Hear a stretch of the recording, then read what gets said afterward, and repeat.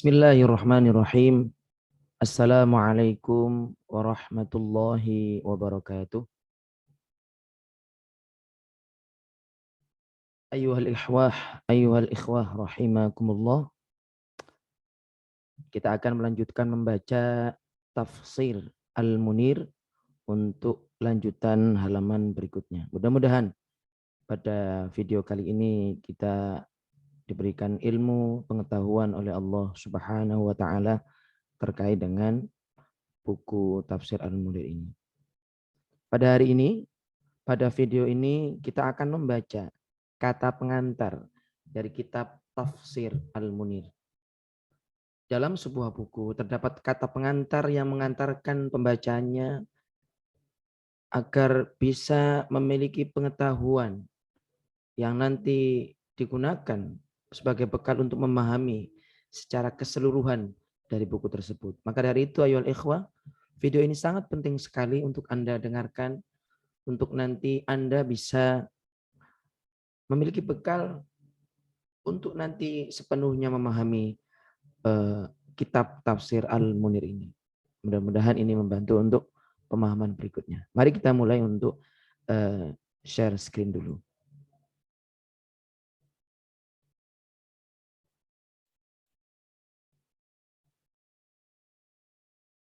Baik. Bismillahirrahmanirrahim. Kita kemarin sudah sampai pada pengantar penerbit dan cetakan baru. Mari kita lanjutkan kepada kata pengantar dari buku ini. Kita masuk ke full screen dari file ini.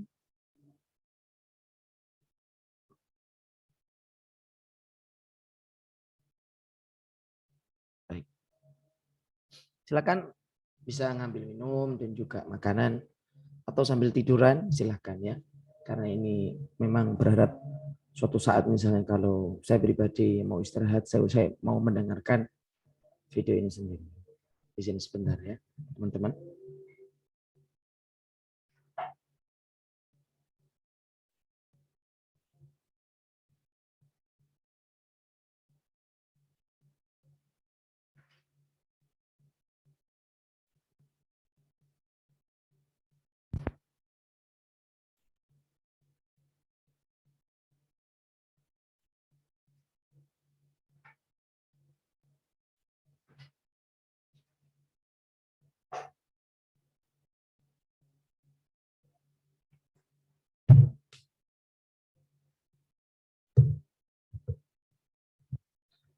Baik, mari kita mulai untuk membaca dan melanjutkan materi kita pada video kita kali ini.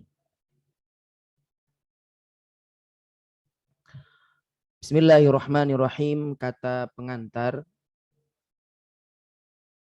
Segala puji bagi Allah Subhanahu wa taala yang menurunkan Al-Qur'an kepada Nabi kita Muhammad sallallahu alaihi wasallam, Nabi yang buta huruf dan dapat dipercaya. Salawat dan salam semoga dilimpahkan ke atas Nabi dan Rasul paling mulia yang diutus Allah Ta'ala sebagai rahmat bagi alam semesta. Tak satu pun kitab di dunia ini yang mendapat perhatian seperti perhatian yang diberikan kepada Al-Quranul Karim. Banyak cukup buku ayolah ikhwan. Namun perhatian kepada Al-Quran ini luar biasa. Ratusan buku telah ditulis tentang Al-Quran. Dan ia akan senantiasa menjadi sumber kajian para ulama. Kenapa? Karena al-ulama'u warathatul anbiya. Para ulama adalah pewaris para nabi.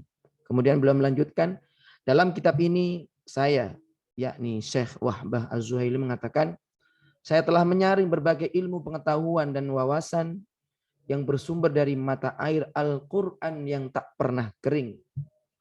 Ilmu pengetahuan yang berkaitan erat dengan kebutuhan zaman dan tuntutan kecendekiaan.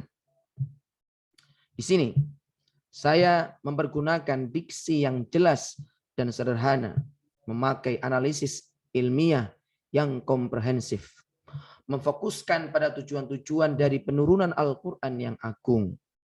serta menggunakan metode yang jauh dari pemanjangan yang bertele-tele dan peringkasan yang hampir tidak dapat dipahami apapun darinya oleh generasi yang telah jauh dari bahasa Arab yang memiliki keindahan gaya bahasa dan kedalaman struktur yang luar biasa. Seolah-olah mereka walaupun mengenyam studi yang spesifik di universitas, mereka telah menjadi terasing dari referensi-referensi orisinal dan kekayaan ilmu leluhur dalam segala disiplin ilmu seperti sejarah, sastra, filsafat, tafsir, fikih, dan ilmu-ilmu keislaman lainnya yang subur. Jadi ayolah ikhwah, guru kita Syekh Wabazuhaili menyampaikan bahwa beliau di dalam menafsirkan ini menggunakan metode yang terupdate ya. Metode tidak hanya terupdate tapi juga memenuhi syarat daripada standar ilmiah metode di dalam menyusun sebuah buku. Dan tidak hanya itu, beliau juga meminimalisir bahkan menghilangkan materi-materi yang itu nanti bisa membuat kita terjadi sebuah pemahaman yang nanti bertabrakan dengan nalar pada masa yang sekarang. Oleh karena itu buku ini saya pikir cukup penting bagi saya pribadi untuk saya pahami. Mari kita lanjutkan untuk membaca materi berikutnya. Kita mulai dari sini.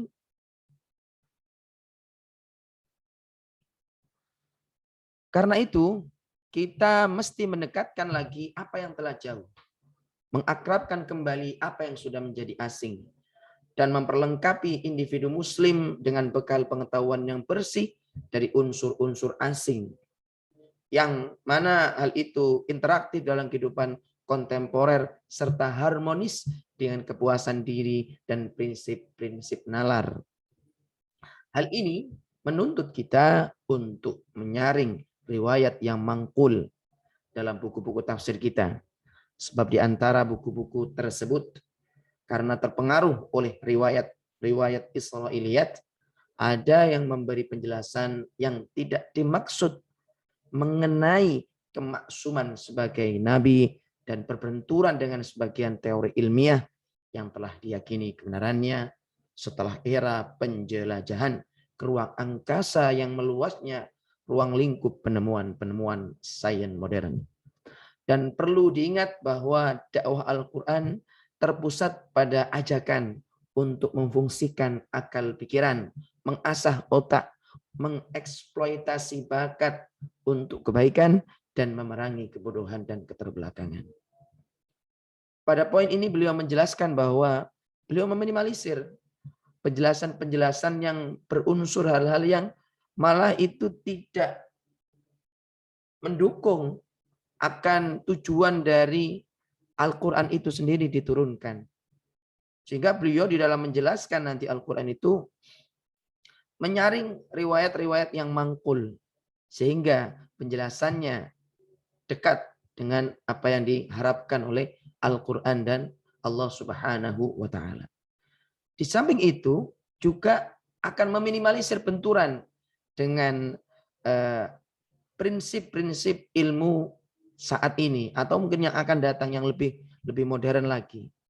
Nah, catatan penting yang perlu kita ambil adalah bahwa Al-Quran ini merupakan sesuatu yang mengajak kepada kita manusia akan memfungsikan akal pikiran kita. Itu satu, agar dia berfungsi. Setelah berfungsi apa? Al-Quran ini difungsikan untuk mengasah otak kita. Ayo level. Kemudian setelah hal itu terjadi, maka bakat yang kita miliki itu nanti mengarahnya kepada kebaikan. Sehingga kebodohan pun nanti tidak ada dan bisa sirna dari muka bumi ini. Maka sebaliknya nanti kalau misalnya kita mencoba untuk mengkanter kalimat ini bahwa ya udah saya nggak pakai Quran, saya pakai yang lain. Maka akan terjadi itu fungsi otak akan bisa berkurang, dan ketajaman otak kita akan berkurang, dan bakat-bakat kita yang miliki akan ada kemungkinan tidak menuju kepada kebaikan. Bahkan nanti akan bermunculan bentuk-bentuk kebodohan yang na'udzubillahi min dzalik itu nanti terjadi di antara kita. Baik, ayo ikhwah. Kita lanjutkan. Beliau menjelaskan tujuan utama saya dalam menyusun kitab tafsir ini adalah untuk menciptakan ikatan ilmiah yang erat antara seorang muslim dengan kitabullahi azza wa jalla. Ini poin penting. Ini sebagai pengantar yang perlu untuk kita ketahui bahwa kalau jenengan nanti Anda semuanya menyelesaikan buku ini dengan pemahaman yang sempurna, insya Allah kita nanti memiliki alaqah, ikatan ilmiah yang erat dengan Al-Quranul Karim. Masya Allah. Maka ketika beliau mengatakan muslim, maka kalau nanti kita saat ini ketika Anda mendengarkan video ini, Anda sebelumnya adalah non-muslim, maka insya Allah dengan sendirinya tanpa ada paksaan, jangan insya Allah akan menjadi orang yang muslim. Karena yang kami pahami, wahai saudaraku yang saat ini Anda belum beriman kepada Allah Subhanahu wa taala, yang insya Allah Anda akan beriman kepada Allah Subhanahu wa taala dan meyakini agama Islam. Dalam agama kami mengatakan bahwa la ikraha fiddin. Tidak ada paksaan di dalam memeluk keyakinan agama. Nah, ketika Anda membaca buku ini, maka itu sebuah tanda bahwa Allah telah memberikan Anda petunjuk supaya Anda dekat dengan Allah Subhanahu wa taala dan dekat dengan Al-Qur'an Al-Karim.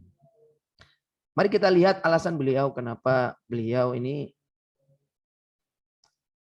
bertujuan dengan demikian. Alasannya adalah sebab Al-Quran yang mulia merupakan konstitusi kehidupan umat manusia secara umum dan khusus. Konstitusi itu adalah hukum dasar gitu teman-teman sekalian. Hukum dasar buat manusia baik secara umum maupun secara khusus. Siapa itu secara umum dan secara khusus? Yaitu bagi seluruh umat manusia dan terkhusus untuk kaum muslimin. Oleh sebab itu, saya tidak hanya menerangkan hukum-hukum fikih bagi berbagai permasalahan yang ada dalam makna yang sempit yang dikenal di kalangan para ahli fikih saja. Saya juga tidak bermaksud menjelaskan hanya hukum-hukum yang disimpulkan dari ayat-ayat Al-Quran dengan makna yang lebih luas, yang lebih dalam daripada sekedar. Jadi beliau di dalam menjelaskan tafsir ini tidak hanya menjelaskan hukum fikih, hanya fokus kepada satu hajat kaum, tapi beliau akan menjelaskan hukum-hukum yang disimpulkan dari ayat Al-Quran dengan makna yang lebih luas. Ayo ikhwan. Yang makna yang akan diberikan oleh beliau nanti, makna yang lebih dalam daripada hanya sekedar pemahaman umum. Yang tentunya itu semuanya nanti yang lebih luas itu nanti adalah meliputi akidah, akhlak, manhaj, prinsip, perilaku, konstitusi umum, ya hukum dasar umum, dan faedah-faedah yang terpetik dari ayat-ayat Al-Quran secara gamblang, yaitu eksplisit. Jadi orang kalau baca, oh begitu ya, langsung paham. Baik itu muslim maupun non-muslim. Atau makna secara tersirat, begitu. Yang orang perlu untuk memahami kalimat yang akan dijelaskan beliau itu dengan waktu yang mungkin lebih lama dibanding pemahaman yang eksplisit. Kemudian di dalam menjelaskan penjelasan itu secara luas nanti, itu baik dalam struktur sosial bagi setiap komunitas masyarakat maju dan berkembang maupun dalam kehidupan pribadi bagi setiap manusia. Entah itu kesehatannya, pekerjaannya, ilmunya, cita-citanya, aspirasinya, deritanya, serta dunia dan akhiratnya. Cukup luas nanti yang akan kita dapat. Jadi pemahaman nanti akan diberikan di dalam tafsir ini berfokus kepada hajat seluruh orang banyak dan juga pribadi daripada pembaca itu. Yang mana hal ini selaras dengan kredibilitas dan keyakinan dalam firman Allah Subhanahu wa taala yang berbunyi, Ya ayyuhalladzina amanu istajibu lillahi. Mohon maaf.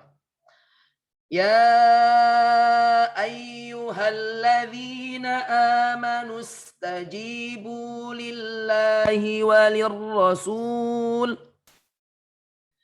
Istajibu lillahi walir rasul idza da'akum lima yuhyikum wa'lamu annallaha yahulu bainal mar'i wa qalbihi wa annahu ilaihi tuhsyarun. Hai orang-orang yang beriman, penuhilah seruan Allah dan seruan Rasul-Nya. Sampai terima itu. Kalau ada panggilan dari Rasul. Apabila Rasul menyeru kepada suatu yang memberi kehidupan kepada kamu, ketahuilah bahwa sesungguhnya Allah membatasi antara manusia dan hatinya. Dan sesungguhnya kepada Allah lah kamu akan dikumpulkan. Teman-teman bisa membukanya di surah Al-Anfal ayat ke-24. Baik. Beliau akan menjelaskan kepada kita apa makna yang tersirat di ayat ini. Maknanya adalah Allah Subhanahu wa taala dan Rasul-Nya di ayat ini menyeru kepada manusia di alam ini. Menyeru kepada apa? Kepada kehidupan yang merdeka, yang mulia dalam segala hal dan bentuk dan maknanya. Masya Allah. Kemudian makna berikutnya, Islam yang menyeru kepada akidah atau ideologi yang menghidupkan hati dan akal.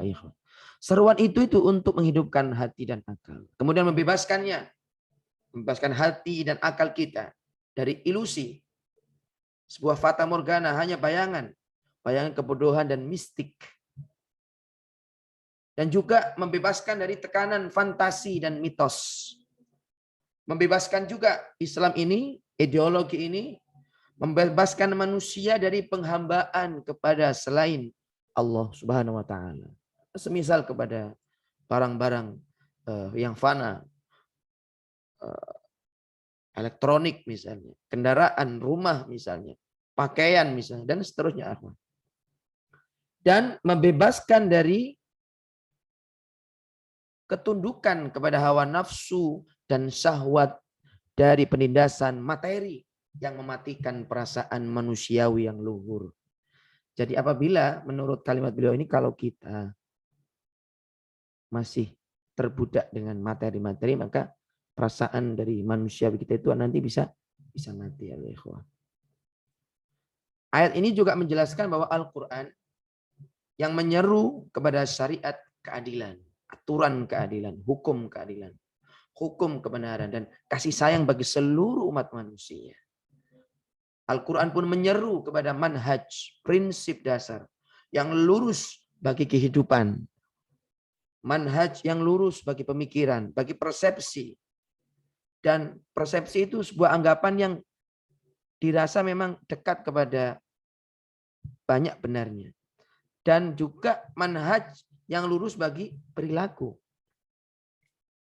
Di samping itu pula, seruan-seruan itu pun selain dilakukan Al-Quran, Al-Quran juga mengajak kepada cara pandang yang komprehensif, yang menyeluruh mengenai alam semesta, yang menjelaskan hubungan manusia dengan Allah Ta'ala dan dengan alam dan kehidupannya. Masya Allah ya Allah.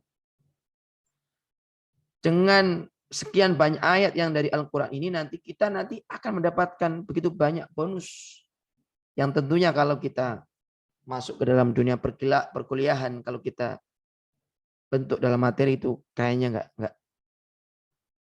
Harus bersyukur kita ya ikhwah kalau kita mendapatkan warisan seperti ini dari Nabi kita Muhammad Sallallahu Alaihi Wasallam. Berikutnya, Al-Quran adalah seruan yang berlandaskan ilmu pengetahuan yang benar dan eksperimen. Akal pikiran yang matang, yang tidak menjadi lesu, meskipun otak dioperasi secara maksimum dan di perenungan alam ini, langit, bumi, darat, laut, dan angkasa. Maksudnya adalah semakin dalam kita mendapatkan kebenaran dari alam ini, kita makin lebih mantap, begitu ikhwan. Makin begitu mantap.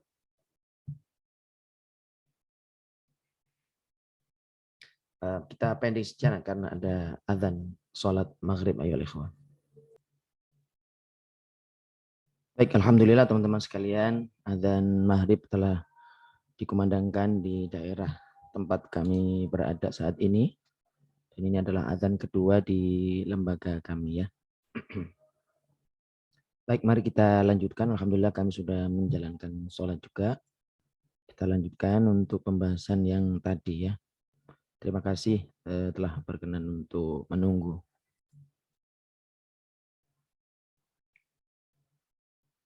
Tayyib ayyuhal ikhwah.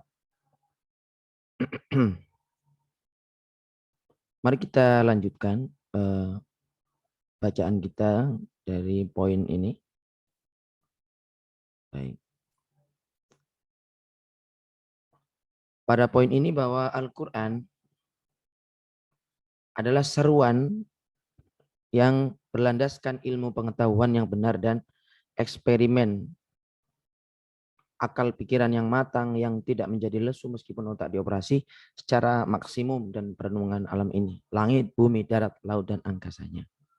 Jadi makin jenengan nanti memahami alam ini ya, antum, you, memahami alam ini dengan Al-Quran, maka Anda akan mendapatkan kebenaran. Dan itu makin sempurna nanti pemahaman Anda itu.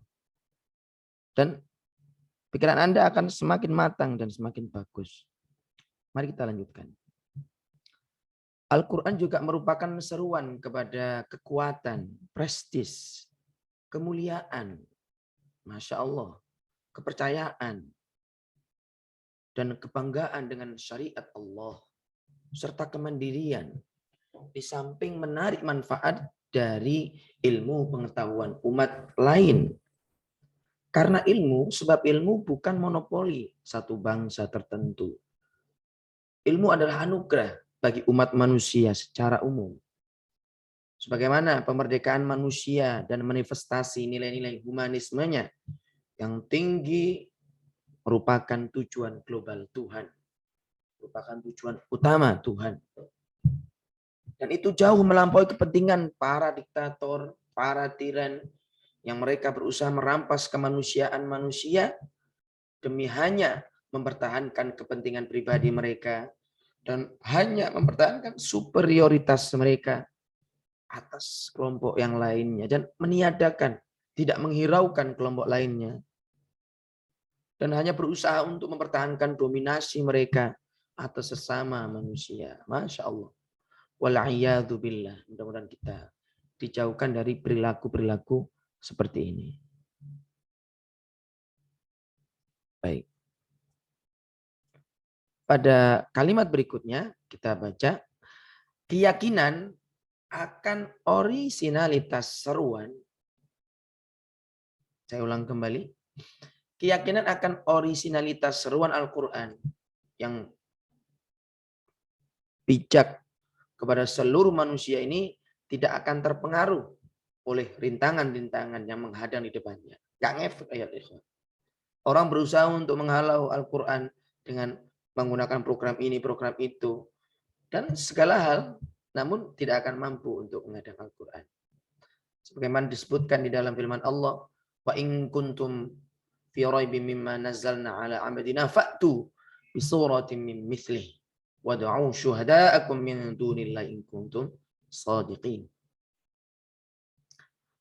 Di samping rintangan itu tidak akan mampu untuk mempengaruhinya, atau sikap skeptis. Apa itu sikap skeptis?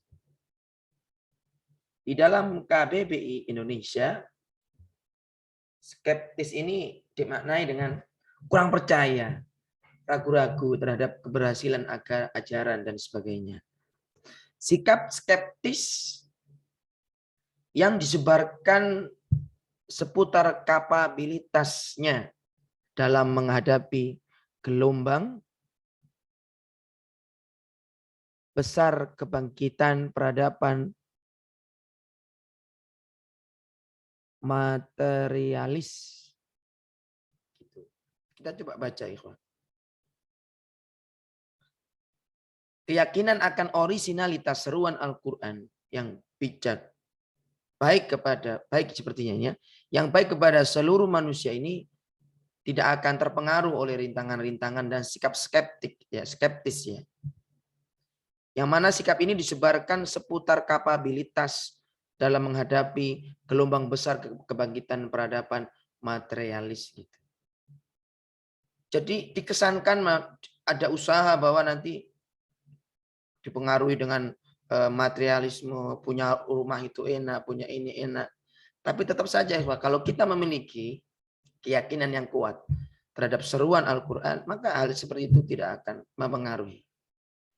Kenapa? Sebab dakwah ini bukan gerakan spiritual semata. Bukan pula filsafat lusif atau teori belaka. Ilusif ini adalah hanya jangan-angan, bukan. Oke.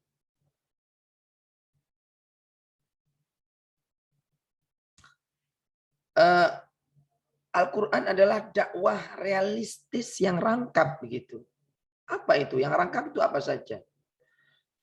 Hal itu meliputi seruan untuk membangun alam, membangun dunia dan akhirat sekaligus, membentuk kolaborasi antara rohani dan materi, mewujudkan ya interaksi ya.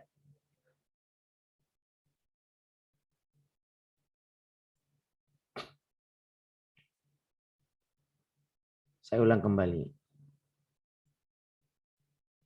Jadi dakwah Al-Quran ini tidak hanya semata-mata gerakan spiritual semata, gerakan filsuf ilusi semata, namun ia adalah dakwah yang rangkap begitu. Enggak hanya satu hal, tapi merangkap berbagai macam hal. Seperti di sana ada orang yang hanya fokus pada membangun alam. Al-Quran tidak. Al-Quran lebih dari itu. Al-Quran membangun alam, sekaligus membangun dunia dan akhirat. Kemudian membentuk kolaborasi antara rohani dan materi kita. Dan mewujudkan interaksi manusia dengan semua sumber kekayaan di alam ini. Yang mana hal itu semua disediakan oleh Allah Subhanahu wa taala untuk manusia. Kenapa hal seperti ini diberikan? Agar semuanya ini dipakai dan dimanfaatkan oleh manusia untuk menciptakan penemuan baru dan berinovasi. Serta untuk memberi manfaat dan bereksplorasi secara kontinu. Demikian. Jadi kalau kita mau untuk mendapatkan kehidupan yang sempurna, dunia akhirat dapat, mampu memahami alam dengan sempurna, bisa memahami alam ini dengan baik dan mampu untuk mengolahnya, ya kan, menginovasinya, mengeksplorasinya, maka Al-Qur'anlah jawabannya ayyuhal ikhwah. Dan kita perlu untuk memahaminya. Maka buku ini penting untuk kita pahami ayyuhal ikhwah. Baik. Kenapa ini disampaikan oleh beliau? Di dalam surah Al-Baqarah ayat ke-29 dijelaskan di sana, huwallazi khalaqa lakum ma fil ardi jami'an thumma istawa ila as-sama'i fasawwahunna sab'a samawat wa huwa bikulli syai'in alim. Dialah Allah yang menjadikan segala yang ada di bumi untuk kamu. Dan Allah berkehendak menciptakan langit. Lalu dijadikanlah langit itu 7 langit. Dan Allah Maha mengetahui segala sesuatu. Jadi ketika Allah memberikan alam ini kepada kita, maka Allah pun memberikan panduannya. Gini loh, cara mengelolanya, cara menggunakannya. Ada di mana? Ada di Al-Quran. Dan kita perlu untuk memahami. Mari kita lanjutkan. Ini adalah pengantar beliau. Supaya kita semangat untuk nanti. Ketika masuk dalam dunia tafsirnya, kita semangat. Oh Masya Allah. Hal ini nanti akan kita dapat kalau kita menyelesaikan pemahaman kita terhadap tafsir ini. Yang penting di dalam penafsiran dan penjelasan adalah membantu individu muslim untuk merenungkan Al-Quran yang diperintahkan dalam firman Allah Ta'ala yang berbunyi, kita coba lihat dulu ya, surat Shad ayat ke-29 yang menjelaskan tentang hakikat Al-Quran. Kitabun anzalnahu ilaika mubarakun liyadabbaru ayatih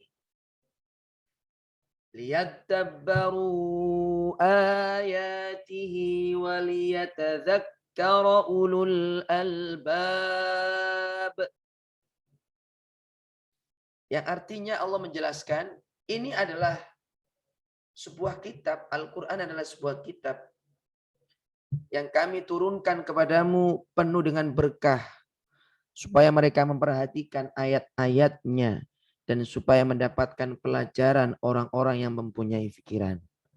Mudah-mudahan kita tergolong orang yang memiliki pikiran itu. Yang berakal sehat, yang mendapatkan pelajaran itu.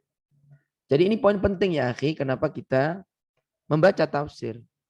Supaya apa? Supaya pribadi kita ini bisa nanti merenungkan Al-Quran. Tentu dengan dalil yang disampaikan di surat Shad ini, ayat ke-29, sebagaimana Allah harapkan bahwa Al-Quran ini diturunkan kepada kita supaya kita memperhatikannya, merenungkannya, dan mendapatkan pelajaran darinya. Masya Allah. Tentu kita sebagai hamba Allah sangat berterima kasih kepada Allah Subhanahu wa Ta'ala atas kebaikan yang telah Allah berikan. Baik, kita lanjutkan kata pengantar dari beliau. Kalau tujuan saya adalah di dalam menyusun sebuah tafsir Al-Quranul Karim yang menghubungkan individu muslim dan non-muslim dengan kitabullah Ta'ala, penjelasan Tuhan yang satu-satunya, wahyunya sekarang ini yang telah terbukti secara qat'i, secara pasti yang tiada tandingannya bahwa ia adalah firman Allah, maka ia akan menjadi tafsir yang menggabungkan antara ma'thur dan ma'qul. Sangat bermanfaat sekali nanti tafsir ini untuk orang Islam, untuk non-muslim, ya. Kenapa? Karena nanti dia akan mendapatkan banyak sekali ilmu. Yang itu kalau orang Islam nanti dapat dari Quran, hadis juga. Kalau yang ma'qul juga dari ilmu pengetahuan yang logis, yang tidak akan bertabrakan dengan nalar manusia. Nah, dengan memakai referensi yang semuanya itu yang ma'thur dan ma'qul itu referensi dari tafsir-tafsir lama. Ya, beliau juga ngambil dari tafsir lama maupun yang baru yang itu terpercaya. Juga beliau dari buku-buku seputar Al-Qur'anul Karim. Baik mengenai sejarahnya, penjelasan asbabun nuzulnya, sebab turunnya ayat, ataupun juga i'rabnya yang nanti membantu menjelaskan banyak ayat. Nah, kemudian beliau mengatakan, dan saya memandang tidak terlalu penting di dalam menyebutkan pendapat-pendapat para ahli tafsir. Beliau nanti mengurangi itu pendapat-pendapat itu. Saya hanya akan menyebutkan pendapat yang paling benar sesuai dengan kedekatan kata, dengan karakter bahasa Arab dan konteksnya. Jadi beliau nanti tidak akan menampilkan di tafsir ini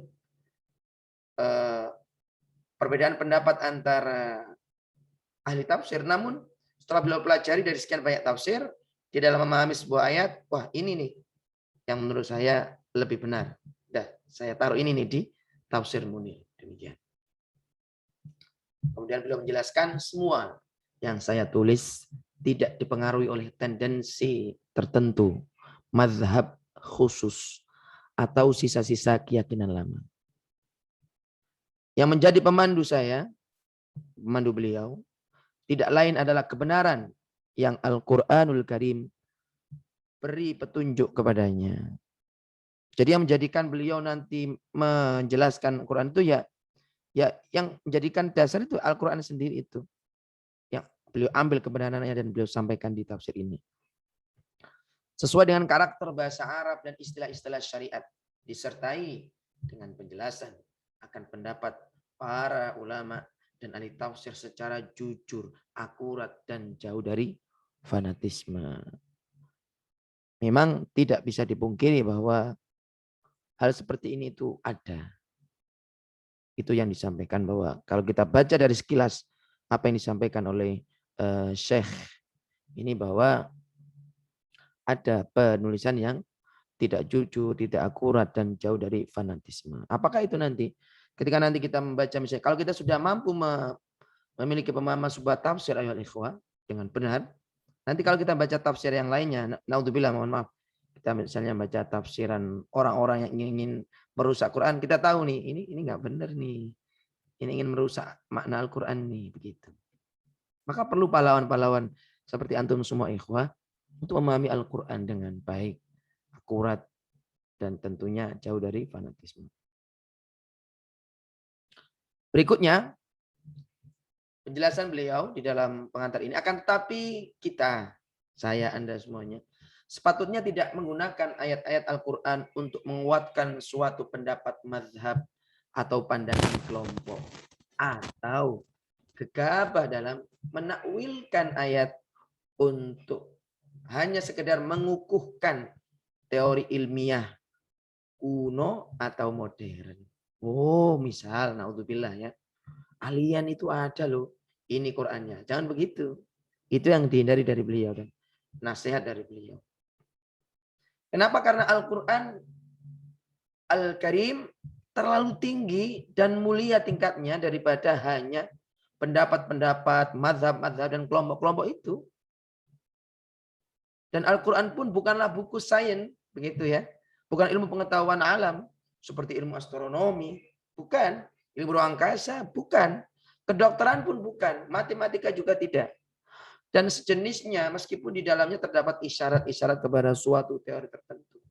Ada penjelasan tentang astronomi, ilmu ruang angkasa.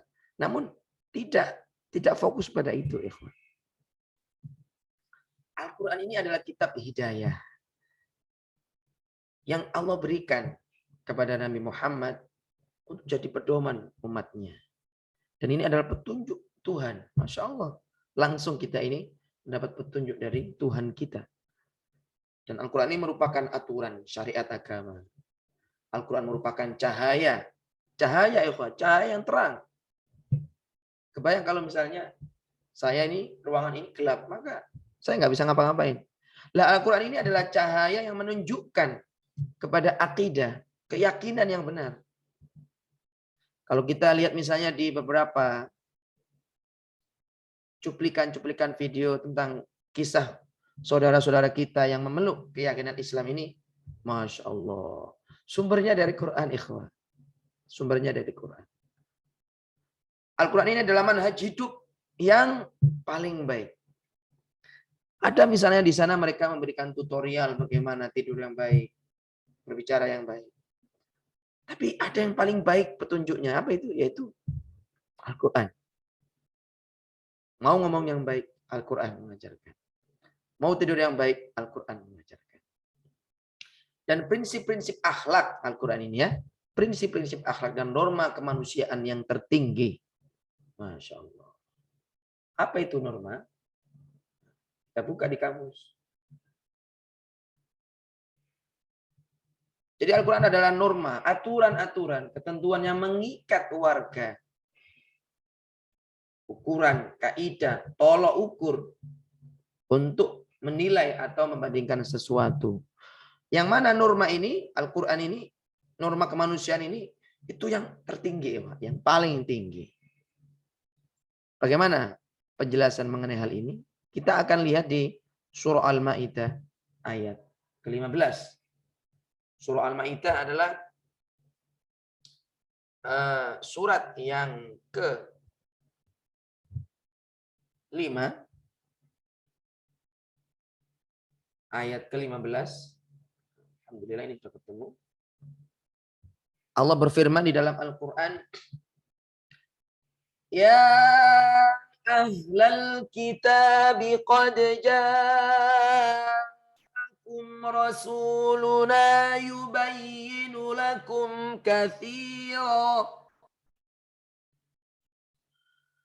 qad ja'akum rasuluna yubayyinu lakum katsiran mimma kuntum tukhfun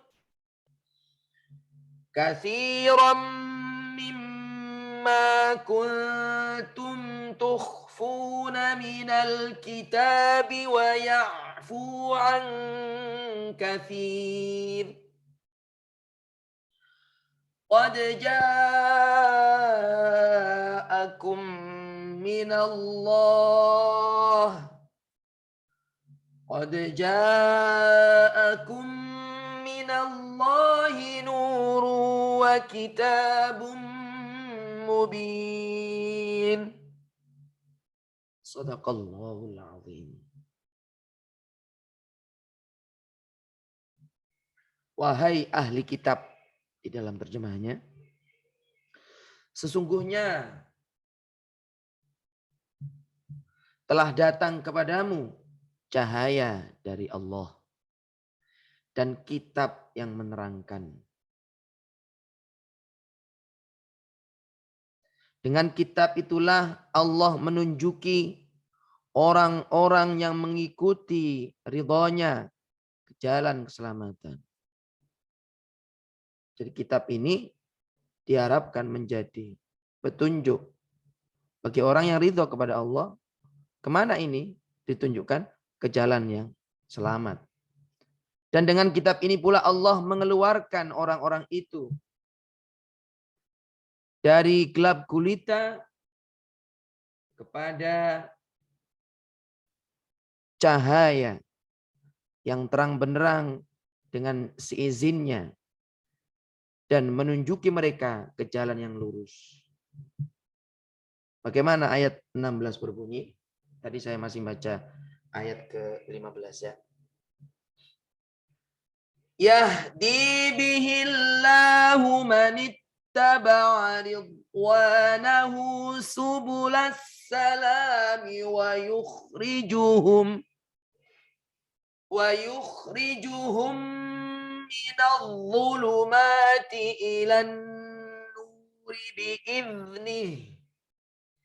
ilan nuri bi'idhnihi wa yahdihim ila siratim mustaqim. Masya Allah. Jadi dengan Al-Quran ini Allah ingin memberi petunjuk kepada orang-orang yang mengikuti ridhonya ke jalan keselamatan. Masya Allah. Dan diharapkan dengan Al-Quran ini Allah mengeluarkan orang-orang ini dari gelap gulita ke cahaya, tentu dengan izin Allah. Dan menunjukkan ke jalan yang lurus. Masya Allah. Tabarakallah. Ayyuhal ikhwah. Jadi demikian luar biasanya pengantar dari beliau. Sehingga kita mulai mengerti akan pentingnya untuk menyelesaikan pembacaan kita, pemahaman kita terhadap tafsir ini ya. Adapun setelahnya nanti adalah metode atau kerangka pembahasan kitab tafsir ini. Saya pikir kita cukupkan dulu untuk pertemuan kita kali ini. Ini insya Allah di video kita yang ketiga akan ada penjelasan beliau di kata pengantar tentang kerangka pembahasan kitab tafsir. Ada sekitar 7 di sini. Kemudian kita baca di sini menurut PKM rangka pembaca. Alasan-alasan beliau dan seterusnya ya. Baik ayolah ikhwah. Demikianlah untuk video kita kali ini di dalam membahas, bukan membahas ya, membaca kitab Tafsir Al-Munir. Mudah-mudahan jenengan semua istiqomah, disempatkan juga oleh Allah Subhanahu wa taala untuk bisa mengkajinya. Bisa melalui video ini ataupun melalui sarana yang lainnya. Ala kulli hal, mudah-mudahan video ini menjadi motivasi buat saya pribadi dan juga buat antum dan semua yang mendengarkan video ini. Silakan di-share kepada semuanya. Kami berharap kita niat untuk mengamalkan dan menyampaikan kepada yang lainnya. Jazakumullah ahsanal jaza. Ketemu kembali insyaallah di video yang akan datang. Mohon doanya agar kita diberikan umur yang panjang di dalam beribadah kepada Allah Subhanahu wa taala. Amin amin ya rabbal alamin. Dari saya subhanakallahumma wa bihamdika nasyhadu an la ilaha illa anta nastaghfiruka wa natubu ilaik. Assalamualaikum warahmatullahi wabarakatuh. Ketemu kembali di video berikutnya.